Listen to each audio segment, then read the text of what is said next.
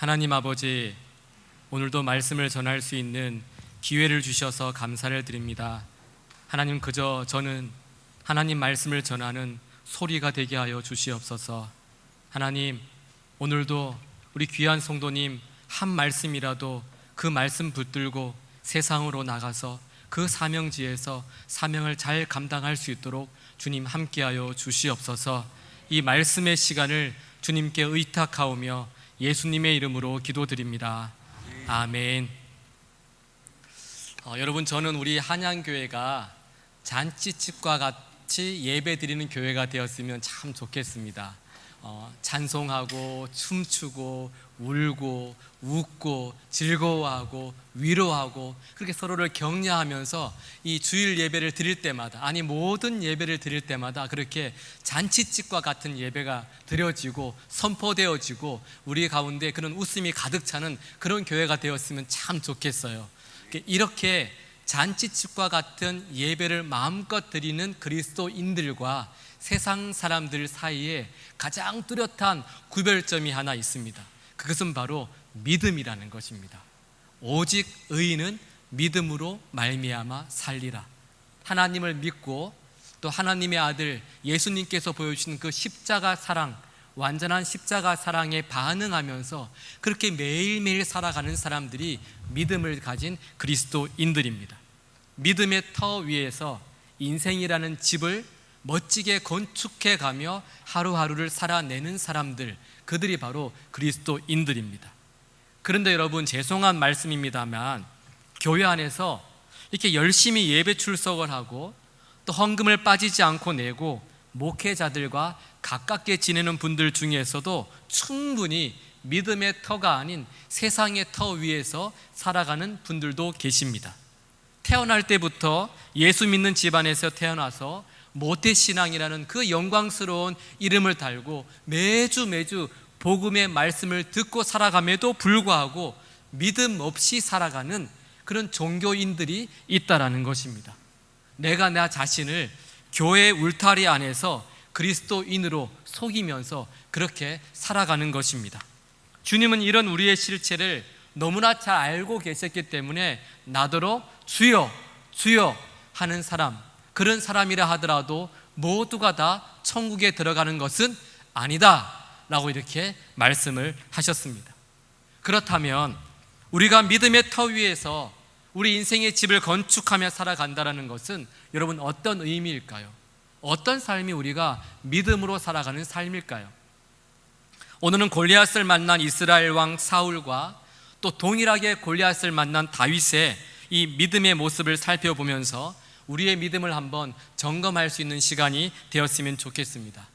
오늘 말씀을 보시면 사울 왕이 이끄는 이스라엘 군대와 또 이 블레셋 군대가 엘라 골짜기라는 그 골짜기에서 만나서 이제 대치하고 있는 상황을 벌이고 있습니다.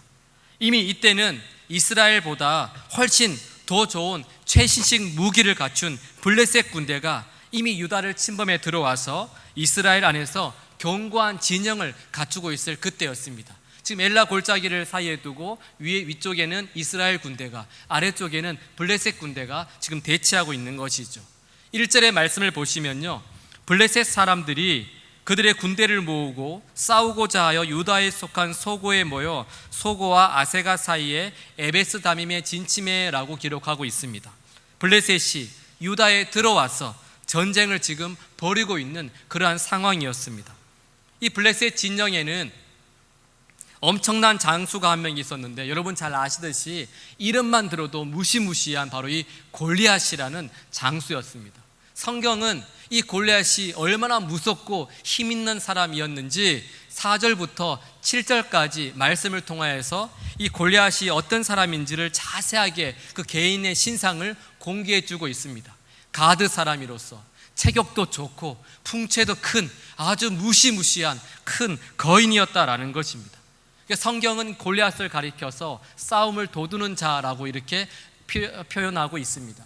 영어 성경을 보시면요, 챔피언이라고 기록합니다. 블레셋의 챔피언이 이 골리앗이었다라는 것이죠.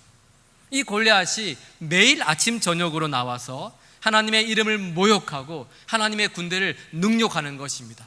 아침마다 저녁마다 나와서 이렇게 외치는 것이죠. 나와 붙어볼 수 있는 사람이 있으면 나와보라고 해라. 나와 정말 싸우고 싶은 사람이 있으면 나와라. 한번 맞짱을 뜨자. 그리고 만약에 그가 나를 이기면 우리 블레셋이 너희들의 종이 되겠다. 하지만 그가 나에게 죽으면, 내가 그를 이기면 너희들이 블레셋의 종이 될 것이라고 그렇게 도발하면서 40일 동안 지금 아침 저녁으로 나와서 그런 말을, 능욕과 모욕을 주고 있는 것입니다. 여러분, 말이 40일이지 한번 생각해 보십시오. 머리부터 발끝까지 무시무시한 이 골리앗이 아침에 나옵니다.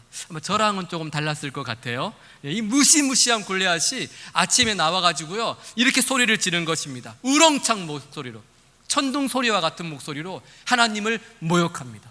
그리고 이스라엘 백성들이 잊을 때쯤 되니까 또 저녁에 나와서 또 우렁찬 목소리로 하나님의 군대를 모욕하고 능욕을 하는 것이죠. 이스라엘의 삶의 침투에서 염려와 두려움과 불안을 안겨주고 반복적으로 걱정과 근심과 공포감을 계속해서 조성하는 것입니다. 이렇게 하는 날이 40일이 지났어요. 여러분, 이 정도 시간이면 이전에 없었던 두려움도 생길 수 있는 시간입니다.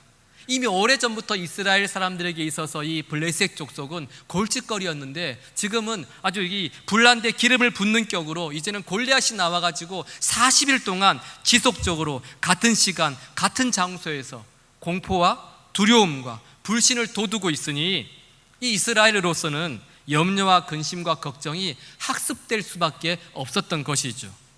여러분, 동물들도 이 동물들 가운데서 한 연약한 동물이 맹수의 공격을 받으면요, 너무 무섭고 두려워가지고 꼼짝 못하고 얼어붙어버리는 그런 동물들이 있습니다. 다리를 움직이고 싶어도 맹수가 너무 무서워서 움직이지를 못하는 거예요. 그러다가 꼼짝달싹하지 못하다가 결국에는 그 맹수의 밥이 되고 마는 것이죠. 이스라엘이 지금 맹수 앞에 얼어붙은 동물처럼 골리앗 때문에 겁에 질려서 생각과 판단과 그의 모든 삶이 굳어버렸다라는 것입니다. 11절 말씀을 보시면요, 사울과 온 이스라엘이 블레셋 사람의 이 말을 듣고 놀라 크게 두려워하니라 라고 말씀하고 있고, 24절에서는 이스라엘 모든 사람이 그 사람을 보고 심히 두려워하여 그 앞에서 도망하여 라고 기록하고 있습니다. 그러니까 사울과 이스라엘 그 군대가요, 보고도 놀라고 듣고도 놀라면서 이 염려와 공포 속에서 쩔쩔매면서 이렇게 숨죽여서 떨고 있었다라는 것입니다. 이런 위기 상황에서 이제 목동 다윗이 전쟁터에 등장하게 됩니다. 불안과 두려움과 염려와 공포 가득한 그 전쟁터 안으로 이제 다윗이 들어옵니다. 여러분 아시듯이 다윗은 군인이 아니었습니다. 양을 치는 목동이었어요. 조금 전까지도 양을 치고 있었습니다. 그런데 아버지 심부름으로 형의 안부를 묻기 위해서 이 전쟁터 안으로 그 위기 속으로 들어온 것이죠. 근데 와서 보니까 왕부터 시작해서 이스라엘 군대 전체가 전쟁을 하기는커녕 블레셋 챔피언 때문에 옴짝달싹하지 못하고 저주라는 저주는 다 들으면서도 벌벌 떨고 그 능욕과 모욕을 받으면서도 말 한마디 하지 못하고 벌벌 떨고 있는 것을 다윗이 본 것입니다. 이 어린 다윗이 정말 머리 끝까지 화가 나서 이 할례 받지 못한 블레셋이 누구이기에 살아계신 하나님을 이렇게 모욕하느냐고 그렇게 분개하기 시작합니다. 이 할례 받지 못한 블레셋이 어떤 사람이기에 살아계시는 하나님을 이렇게 모욕하느냐라는 것입니다. 그리고 이 다윗이 사울을 찾아가서 이야기합니다. 왕을 찾아가서 이렇게 말합니다. 왕이시여, 제가 저 블레셋 사람들과 싸우겠습니다. 양을 지킬 때 제가 사자도 죽이고 돔도 죽인 것처럼 저 할례 받지 않은 골리앗을 제가 죽인 짐승처럼 그렇게 만들어 버리겠습니다. 살아계신 하나님의 군대를 모욕한 저 골리앗을 제가 그대로 둘 수가 없습니다. 분명 사자의 발톱과 곰의 발톱에서 저를 살려주신 하나님께서 골리앗의 손에서도 틀림없이 저를 살려주실 것입니다. 여러분, 지금 다윗은 40일 동안 사울 왕도 들어보지 못했고 이스라엘 군대도 들어보지 못한 그 놀라운 고백을 사울 왕 앞에서 하고 있었던 것입니다. 여러분, 다윗만 하나님을 믿은 사람이 아닙니다. 분명 사울 왕도 그리고 이스라엘 군대도 모두 하나님을 믿고 있는 하나님의 백성들입니다. 특히 사울왕을 한번 생각해 보십시오. 이 사울왕은요, 선지자 사무엘을 통해서 하나님께 기름 부음을 받고 왕으로 선택되고 왕으로 세워진 사람입니다. 이스라엘의 첫 번째 왕이에요. 하나님이 그를 선택하시고 하나님이 그를 이스라엘의 왕으로 세우셨습니다. 그리고 이 사울은요, 하나님께 예배도 드렸습니다. 은혜 체험도 했어요.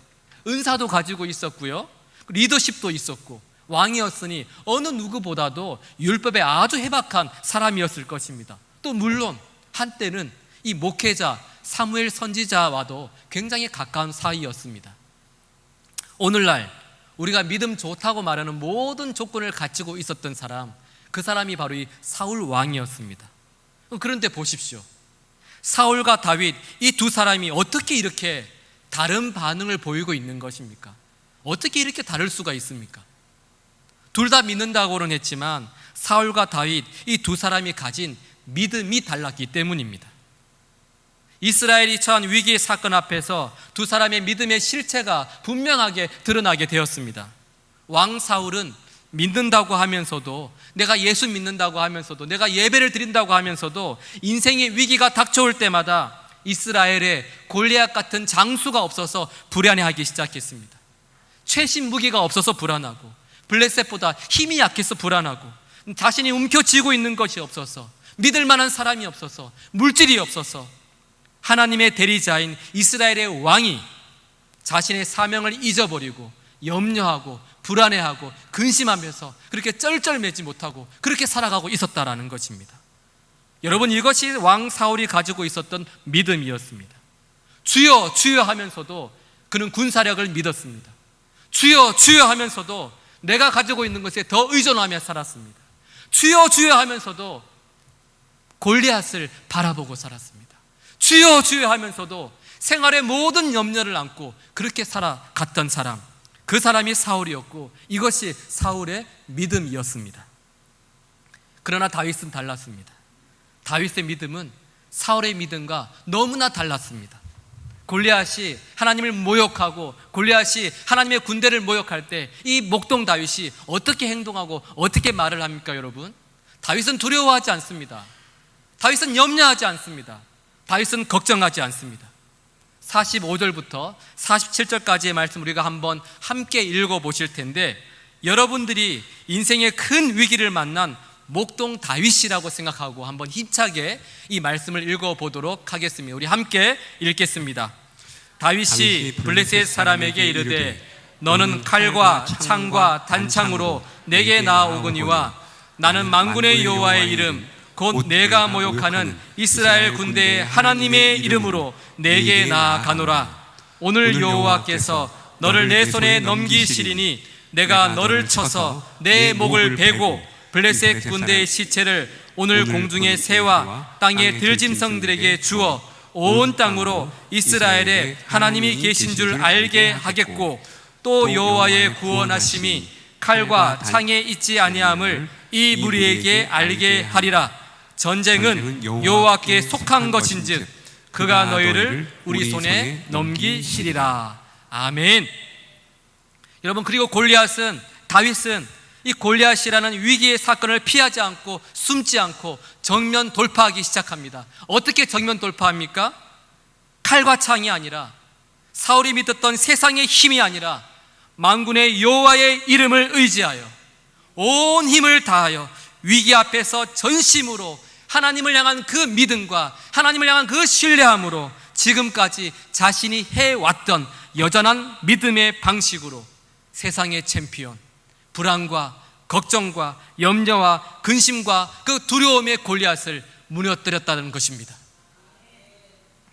비록 다윗의 손에는 세상의 칼과 세상의 창은 없었지만 하나님의 능력이, 하나님의 그 힘이 다윗의 손을 붙들고 계셨던 것입니다. 여러분, 이것이 바로 다윗의 믿음인데요, 다윗은 어떤 새로운 믿음을 지금 이스라엘 백성들에게, 저와 여러분들에게 보여주는 것이 아닙니다. 양을 돌볼 때 가졌던 그 믿음, 그 신앙, 사자의 발톱과 곰의 발톱에서 자신을 살려주신 하나님을 전심으로 의지하는 그 믿음, 그 여전한 믿음으로 양을 칠 때 가졌던 그 믿음으로 지금 골리앗을 쓰러뜨린 것입니다. 사랑하는 여러분, 사울 왕과 목동 다윗이 가지고 있었던 문제는 동일했습니다. 인생의 위기는 동일했습니다. 그러나 위기를 대하는 이 두 사람의 자세가 너무나 달랐어요. 믿음이 달랐다라는 것입니다.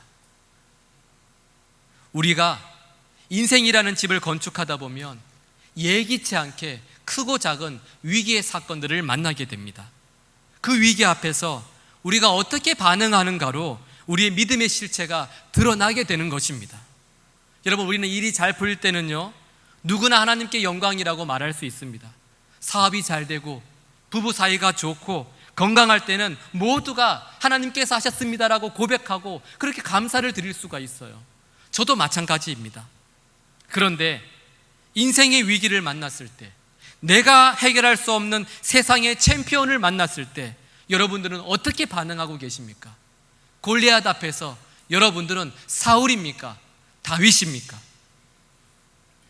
여러분, 믿음으로 산다라는 것은 위기의 사건 앞에서도, 염려와 걱정과 불안이 밀려오는 그 사건 앞에서도 양을 칠 때 가졌던 그 믿음 그대로 골리앗 앞에 섰던 다윗처럼 여전한 믿음의 삶, 여전한 기도의 삶, 여전한 예배의 삶을 살아가는 것, 그것이 믿음이라는 것입니다. 성도님들 중에는 삶에 예기치 못한 위기가 닥쳐오게 되면 이 몰려오는 염려와 걱정과 두려움 때문에 예배를 쉬어버리는 분들이 계십니다. 마음이 너무 괴로우니까요, 이 술친구를 찾아가요. 집사님께서, 아니 장로님들께서 술로 괴로움을 달래는 것입니다. 여러분, 술을 마신다고 그 위기가 내 삶에 해석되지가 않아요. 술이 내 삶을 해석하지 못한다라는 것입니다. 또 어떤 성도님들은 염려와 근심과 그 걱정을 잊어버리려고 인터넷에 몰두하기 시작합니다. 게임 중독으로, 음란 중독으로, 쇼핑 중독에 빠져버리는 거죠. 성도님들이 전과 같은 신앙의 삶을 포기해버리는 것입니다. 이게 자기 스스로 골리앗의 종이 되기를 선택하는 것입니다. 여러분, 이것은 하나님을 향한 전심의 삶이 아니에요. 다윗처럼 만군의 여호와를 의지하는 삶이 아니다라는 것입니다. 이번 주 큐티인 본문 중에서 이런 내용이 있습니다. 우리가 지금 큐티인을 보면서 다니엘서를 함께 묵상하고 있는데요, 이 다니엘서를 보시면 바벨론을 무너뜨리고 나서 메데 바사 제국의 첫 번째 왕이 된 이 다리오 왕이 나라를 다스리기 위해서, 넓은 영토를 다스리기 위해 120명의 장관을 임명합니다. 그리고 나서 120명의 장관과 함께 3명의 총리를 임명하게 되는데, 그 3명의 총리 중에 한 사람이 다니엘이었습니다. 근데 이 다리오 왕이 보니까 이 다니엘이 다른 총리와 장관보다 훨씬 더 뛰어난 거예요. 그래서 이 다리오 왕이 이 다니엘을 세워서 전국을 다스리게 할 계획을 세우게 됩니다. 그러자 이 120명의 장관들과 총리가 이 소식을 듣고 시기 질투가 나서요, 다니엘을 끌어내리기 위해서 작당을 하고 다니엘을 고발할 근거를 찾기 시작합니다. 여러분, 털어서 먼지 안 나는 사람이 어디 있겠어요, 그죠? 다 털면 먼지가 나죠. 그런데 성경을 보시면 털어서 먼지 안 나는 사람이 있는데 그가 바로 다니엘이라고 기록을 하고 있어요. 다니엘을 아무리 고발할 근거를 찾으려고 해도 고발할 근거가 없는 것입니다. 어떠한 부정한 행위도 없고 어떠한 허물도 찾을 수가 없어요. 그래서 이 총리들과 이 장관들이요, 다니엘의 믿음을 이용하기 시작합니다. 왕에게 이야기해서 30일 동안 누구든지 왕 외에 어떤 신에게나 사람에게 무엇을 구하거나 기도하면 그 사람을 사자굴에 던져 넣기로 그렇게 금령을 정하게 됩니다. 왕의 어인이 지킨 법을 정하게 돼요. 어떤 사람도 30일 동안은 다른 신에게나 누구에게도 기도하면 안 됩니다. 왕이 이에 누구에게라도 기도하면 사자밥이 되는 거예요. 지금 다니엘은요, 이 법이 자신이 지금 맡아뜨리고 있는 골리앗입니다. 다니엘이 지금 이 법이라는, 기도하면 안 된다라는 이 법을 골리앗처럼 지금 만나고 있는 것입니다. 이 절체절명의 위기의 사건 앞에서 성경은 다니엘의 모습을 이렇게 기록하고 있습니다. 우리 함께 한번 읽어보겠습니다. 다니엘이 이 조서에 왕의 도장이 찍힌 것을 알고도 자기 집에 들어가서는 윗방에 올라가 예루살렘으로 향한 창문을 열고 전에 하던 대로 하루 3번씩 무릎을 꿇고 기도하며 그의 하나님께 감사하였더라. 아멘. 도장이 찍힌 것을 알고도 창문을 열고 전에 하던 대로, 전에 하던 그대로 하루 3번씩 무릎을 꿇고 기도하며 하나님께 감사를 드렸다라고 말씀하고 있어요. 사자밥이 될 것을 알면서도 전에 하던 대로 예배드렸다라는 것입니다. 여러분, 30일 동안만 속으로 기도하면 되는 거 아닙니까? 30일 동안 침묵 기도하면 되죠. 30일 동안 창문을 닫고 기도하면 아무런 일이 없지 않겠습니까? 충분히 타협할 수 있습니다. 그럼에도 불구하고 다니엘은 전에 하던 대로, 전에 기도하던 대로, 전에 예배 드리던 대로, 전에 하나님을 하던 대로 그대로 위기의 사건 앞에서도 여전한 방식으로 믿음의 시간과 믿음의 자리를 포기하지 않고 예배드리고 기도하고 그 위기 속에서도 하나님께 감사를 고백했다라고 말씀하고 있습니다. 어떻게 이런 일이 일어날 수 있습니까? 어떻게 사자밥이 될 것을 알면서도 어떻게 전에 하던 대로 여전한 방식으로 기도하면서 그 골리앗 앞에서 감사하면서 그렇게 고백할 수 있는 것입니까? 그 사로잡힌 땅에서도 전심을 다해 하나님을 사랑하는 그 사랑이 다니엘에게 있었기 때문입니다. 전심으로 하나님을 믿고 전심으로 하나님을 의지하는 그 믿음이 다니엘에게 있었기 때문이에요. 다니엘에게 하나님은 하나님밖에 사랑할 자가 없었고, 다니엘에게는 하나님밖에 의지할 자가 없었고, 다니엘에게는 하나님밖에 두려워할 자가 없었다라는 것입니다.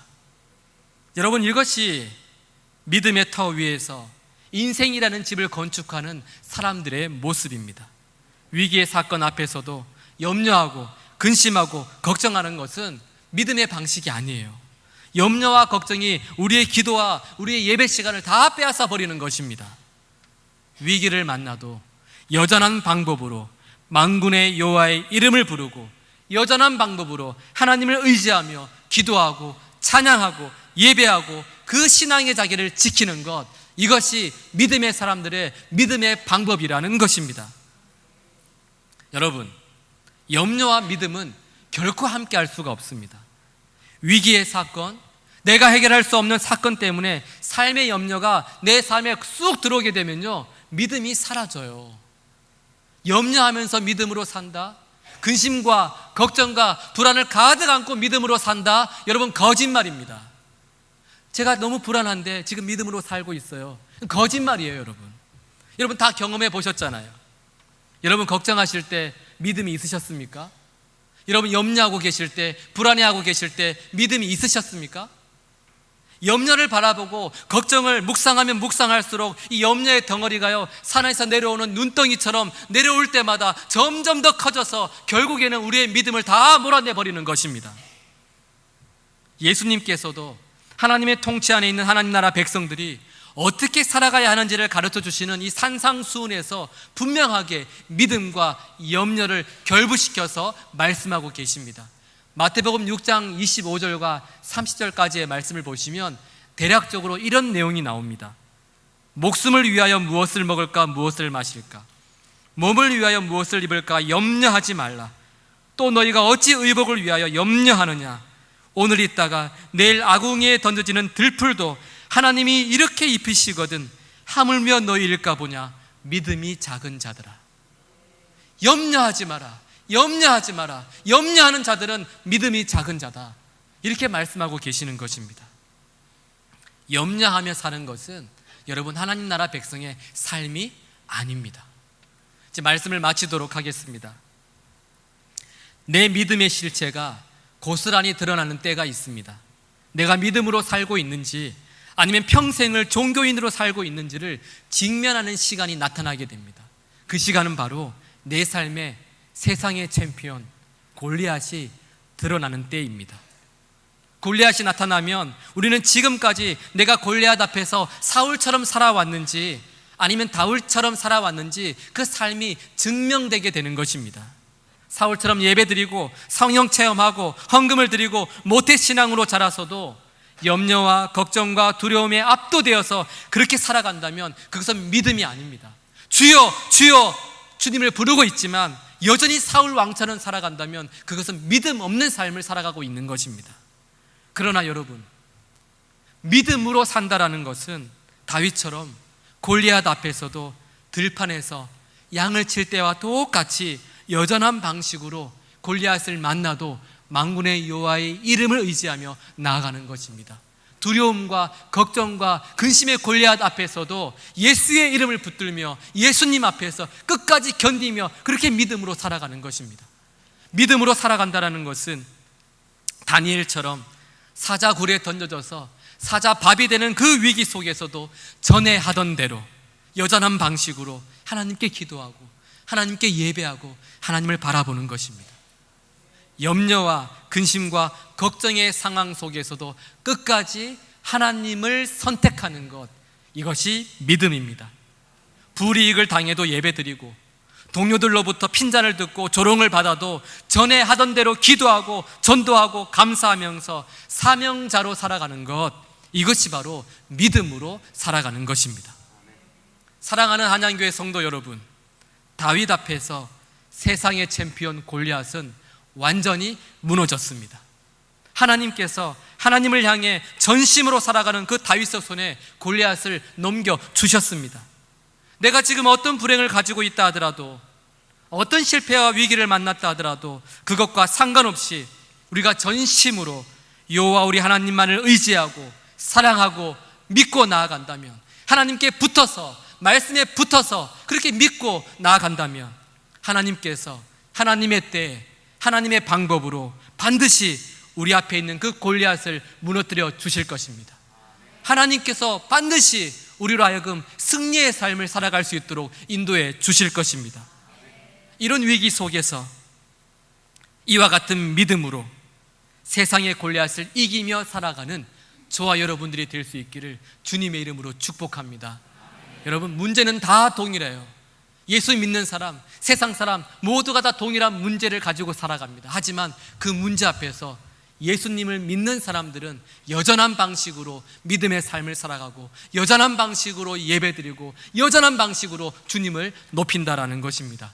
오늘 말씀을 마무리하면서 우리 시편의 말씀을 함께 읽고 말씀을 마치도록 하겠습니다. 우리 함께 시편의 말씀을 읽겠습니다.